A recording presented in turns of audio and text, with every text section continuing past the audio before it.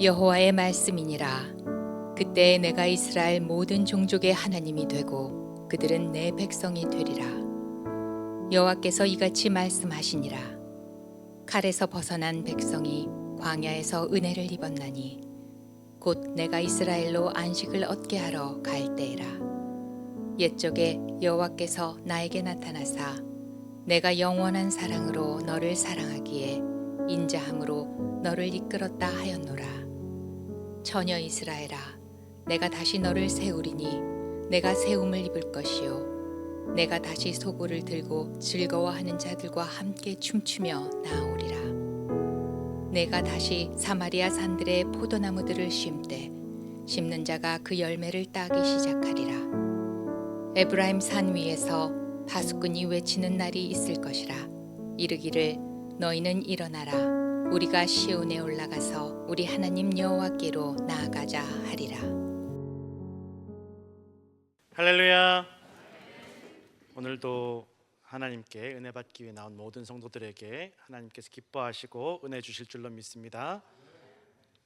제가 한국 뉴스를 그렇게 매번 꼬박꼬박 챙겨보는 것은 아닌데 최근에 한국 뉴스를 보면서 조금 놀란 적이 있습니다.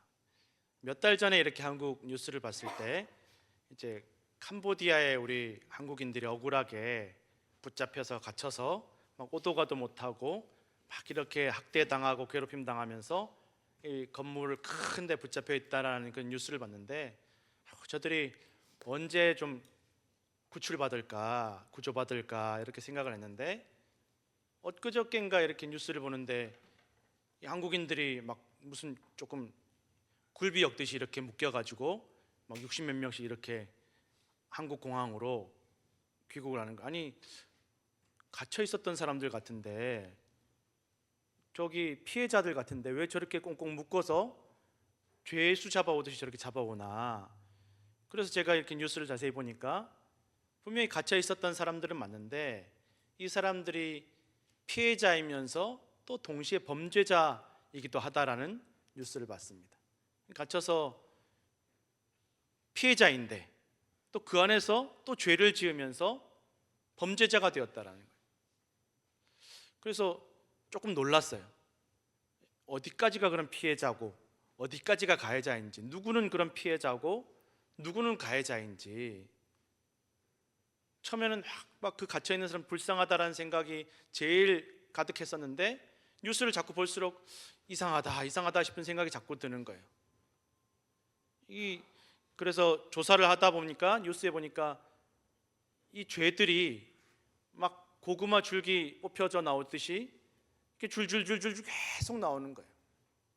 이게 그냥 한국과 미국만의 문제가 아니라 이게 미국도 엮여 있고 중국도 엮여 있고 뭐 온 세계가 다 엮여 있더라. 다 피해자인 줄 알았는데, 억울한 사람들인 줄 알았는데 또 그 사람들이 또 다른 사람들을 속이고 돈을 뺏고 또 다른 사람들을 유혹해서 또 같이 그 불구덩이 속으로, 죄악의 구덩이 속으로 또 데려가고 계속 악순환이 일어나고 있다는 것입니다. 여러분들, 그게 비단 캄보디아에서만 일어나는 일, 한국과만 연결된 일이 아니라 지금도 우리가 살아가는 이 세상 가운데, 우리 인생 가운데도 일어나고 있다는 것입니다. 그래서 하나님께 성경에 의인은 없나니 하나도 없다라고 말씀하셨습니다. 나는 피해자, 억울한 사람인 줄 알았는데 나에게도, 내 속에도 내가 숨기고 싶은 죄가 있고 감추고 싶은 죄악이 있고, 이것도 조사하다 보면 다 고구마 줄기 나오듯이 죄가 얼마나 끊임없이 나오는지 모른다라는 것입니다. 너무 마음이 안타깝고 슬펐습니다. 세상이 어떻게 되려고 이러나, 또 어떤 분들은 정말 하나님께서 심판하실 때가 다가오나 보다, 심판의 날이 다가오나 보다.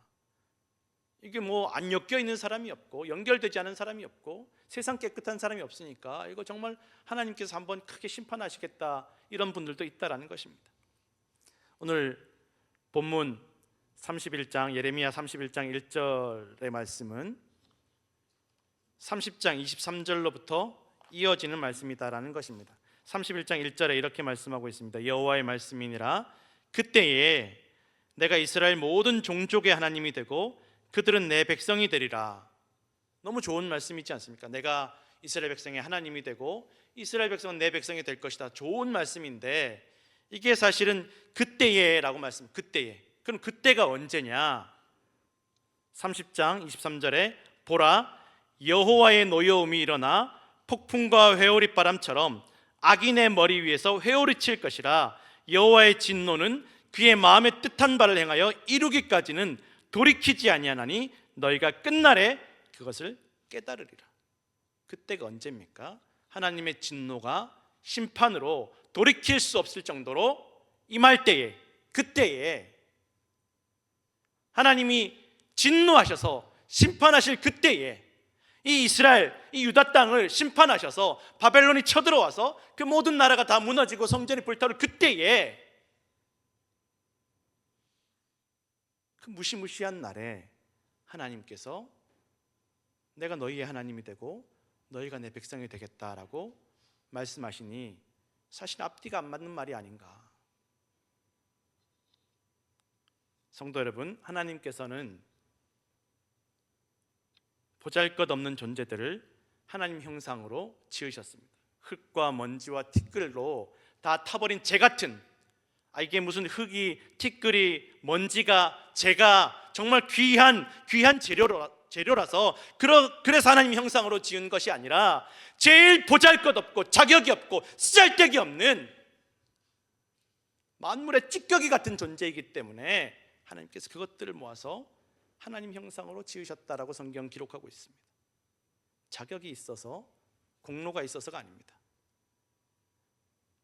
오갈 데 없이 고향에서도 머무르지 못하는 나그네, 이민자, 떠돌이, 용병과 같은 그들을, 그 아브라함과 그의 후손들을 하나님께서 만나주시고 불러주시고 하나님 백성 삼아주시고 하나님 자녀 삼아주시고 제사장 나라 삼아주시고 하나님 일꾼으로 세워주셨다라는 것입니다.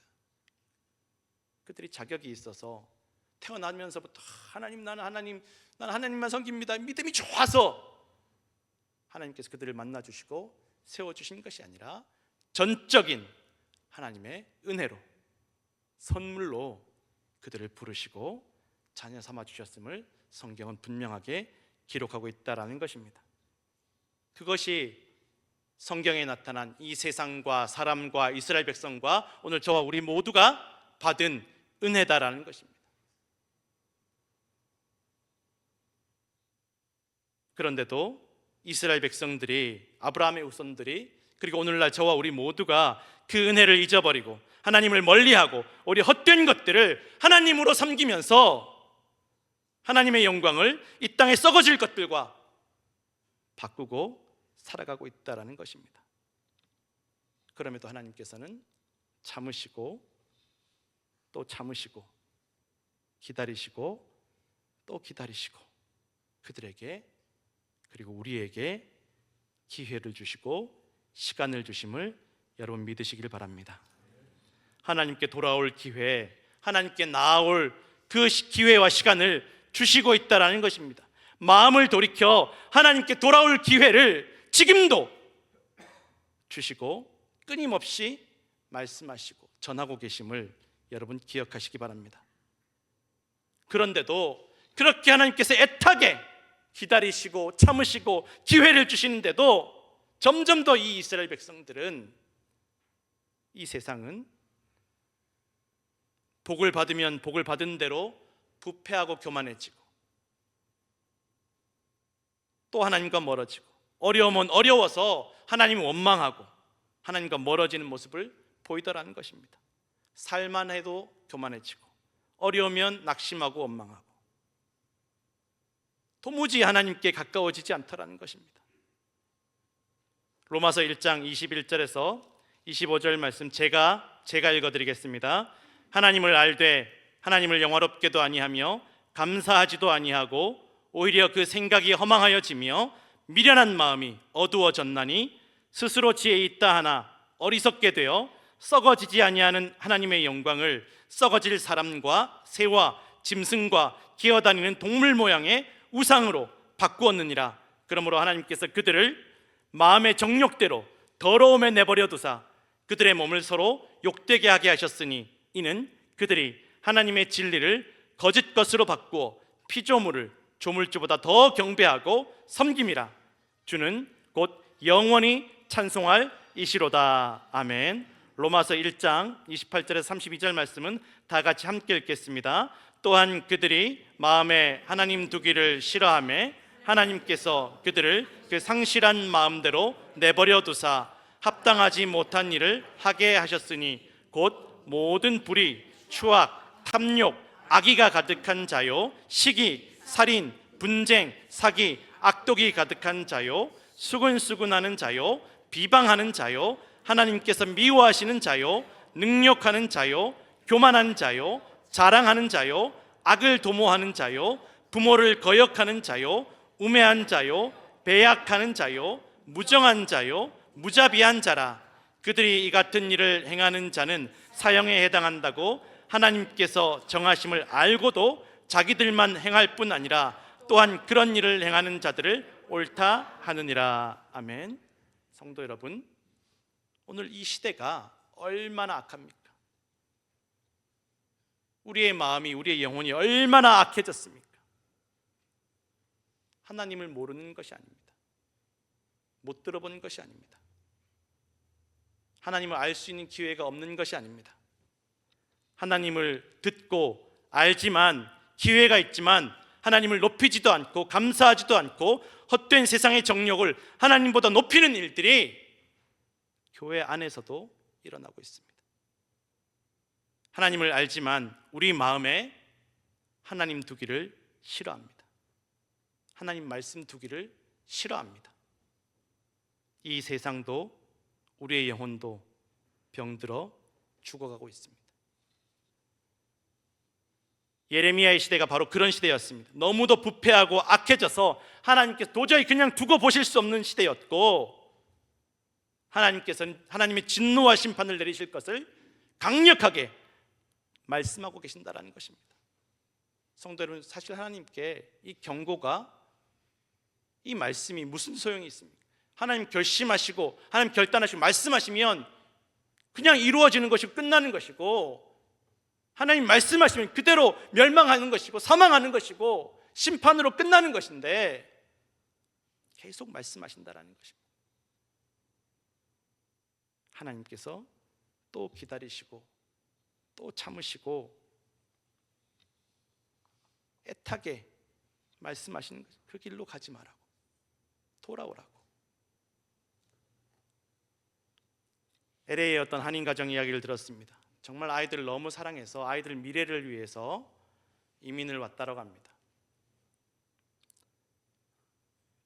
이 부모가 해줄 수 있는 최선의 것, 최고의 것을 해주고 싶어서 LA로 이민을 왔는데, 그래서 아이들이 처음에 이민 와서 너무 힘들어하고, 또 아이들 의사와 상관없이 부모님이 데리고 왔으니까 아이들이 너무 힘들어하고, 그래서 아이들이 해달라는 건 어지간한 것은 다 해주고, 부모는 못 먹고 못 입어도 아이들한테는 어쨌든 최선을 다하고, 부모는 서럽고 고통스러워도 아이들한테 싫은 소리 한마디 안 하고, 다 그렇게 아이들을 위해서 최선을 다해서 밤낮으로 열심히 일하며 길렀다라는 것입니다.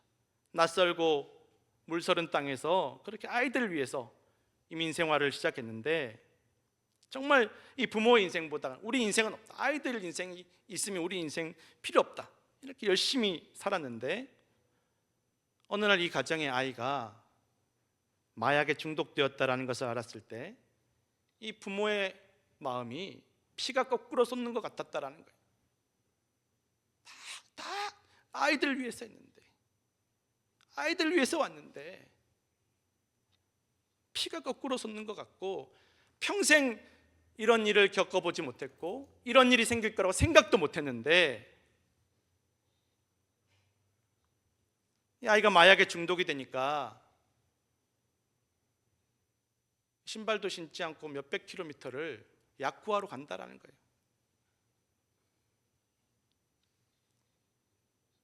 공부를 좀 그렇게 했으면 좋겠는데, 아이가 마약에 손을 대기 시작하면서 무슨 말을 해도 처음부터 끝까지 다 거짓말이더라는 것입니다. 매번 속았다라는 것입니다. 그리고 이미 이 아이가 중독된 것을 알았을 때는 늦었을 때가 너무나 많다라는 것입니다. 이 아이를 살리기 위해서, 이 중독에서 벗어나게 하기 위해서 이 부모님들이 안 해본 것이 없다는, 병원도 가보고 이것도 해보고 저것도 해보고, 그래도 안 돼서 이 아이가 너무 마약에서 벗어나지 못하다가 쇼크가 와서 죽기 직전까지 갔다라는 거예요. 심장이 멈추기 직전까지 갔다라는 거예요. 죽을 뻔했다라는 거예요. 간신히 생명만 살렸다라는 거예요. 그러면 내가 이 마약하다가 쇼크가 와서 죽을 뻔했으니까 이제 마약 안 해야지가 아니라 이전에 하던 것보다 2배를 하더라는 거예요. 한 번 먹을 거 2번 먹는다라는 거예요. 이게 이 도시의 아름다운 공원이 너무너무 환경이 좋고 아름답게 공원을 꾸며놨는데, 그 공원에 가보면 낮이고 밤이고 중독자들이 다 들어 누워서 정신 차리지 못한다는 거예요. 몸을 움직이지 못한다는 것입니다. 환경이 막 못 살 그런 환경, 어려운 환경이라서가 아니라 너무 환경도 좋고 자연도 좋은데 그게 이 아이들의 마약 문제와 상관이 없더라는 것입니다. 어떤 한국 아이는 약을 구하려고 저 호수 건너편으로 가야 되는데, 그러면 상식적으로 호수를 돌아갈 텐데 약 구하려고 호수를 가로질러 갔다 빠져 죽은 아이도 있다라는 거예요. 죽는 줄을 모른다라는 거예요. 더 심각한 문제는 이런 일들이 일어나면, 가족 중에 이런 일이 일어나면 누구에게도 말하지 못하고 끙끙 앓다가 가족이 산산조각 나는 일들이 너무 많다라는 것입니다. 그래서 이 LA에서 중독자들을 위한 사역을 하시는 이 한 목사님 이야기를 들었는데, 이 중독자들을 회복시키는 것이 너무 어렵고 힘들다라는 것입니다. 이게 그냥 단순히 그 한 사람만의 문제가 아니라 온 가족들이 다 달라붙어야 되고, 이 목사님 말씀은 이 한 명의 영혼을 살리기 위해서는 나머지 가족들이 하나님 앞에 똑바로 서야 되고 하나님 앞에 나와야 된다는 것입니다. 한 영혼 살리기 위해서. 그리고 그 가족들이 하나님 은혜가 얼마나 큰지, 하나님 사랑이 얼마나 크신지 날마다 감사함을 깨닫고 고백해야만 이 한 영혼 살릴 수 있는 기회를 얻게 된다는 것입니다.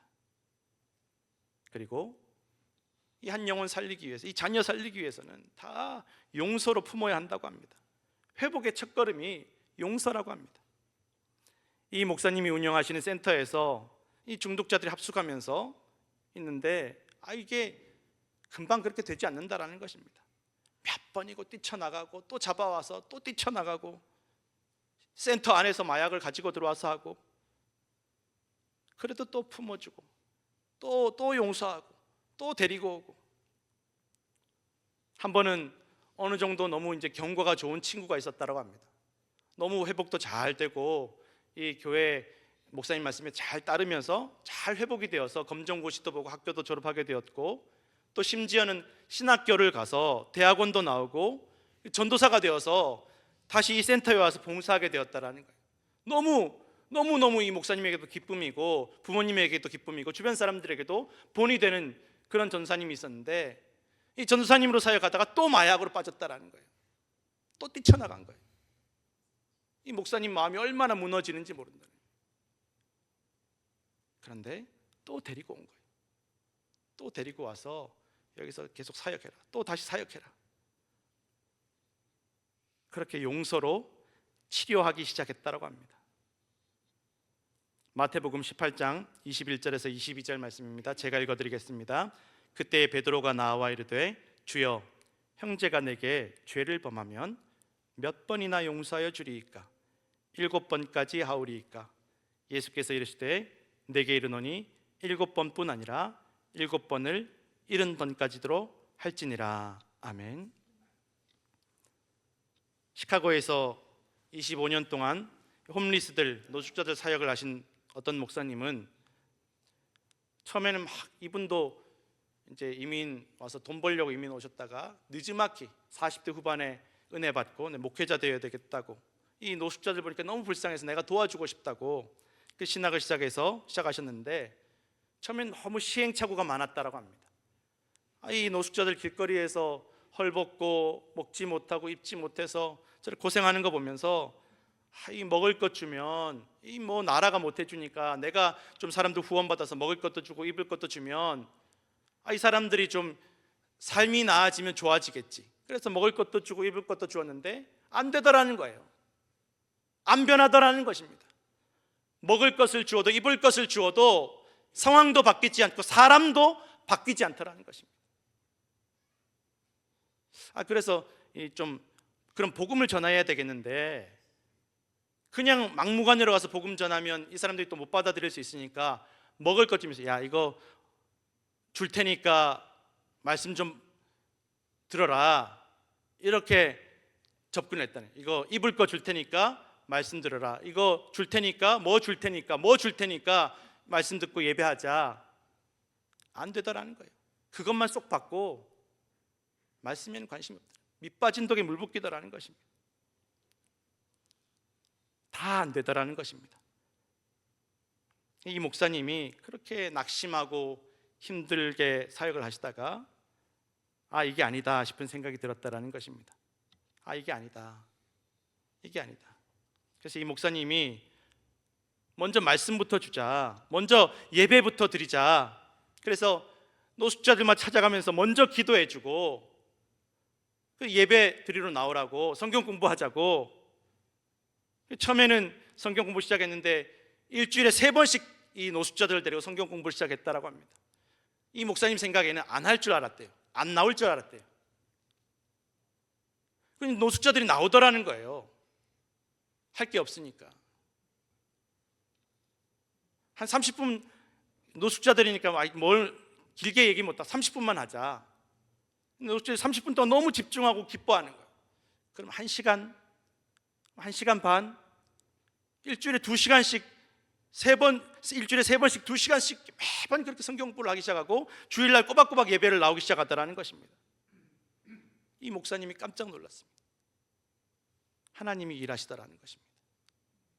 하나님께서 역사하시더라는 것입니다. 아무리 먹을 것 주고 입을 것 주고 막 이렇게도 해보고 저렇게 해보고 달래고 얼르고 윽박지르기도 해봐도 안 되던 것이 하나님께서 하나님 말씀으로 변화시키시더라는 것입니다. 하나님께서 일하십니다.